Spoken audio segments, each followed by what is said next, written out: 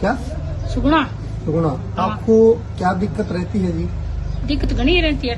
5 में ढोल हो ना तो पेट गैस बनती। मतलब आपका पेट में गैस, तेजाब, एसिडिटी ऐसी दिक्कत बनती थी। हाँ।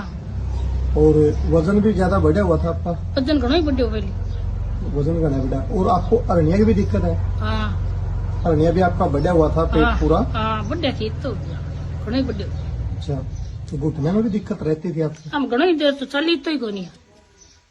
ओके, तो उसके बाद ऐसा क्या लिया आपको जिससे आपको आराम लगा, वो दिखाना एक बार। लिया मैं तो।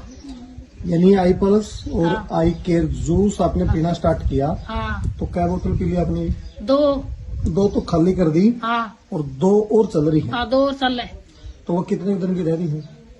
मैं तो कई दिन 4-5 दिन ये चलती ने।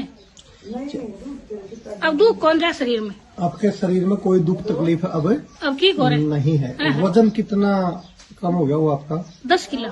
10 किलो वजन आपका कम हो गया। हाँ। अब घुटने में दिक्कत हम की होने नहीं है। हाँ। पेट भी आपका बिल्कुल सही है?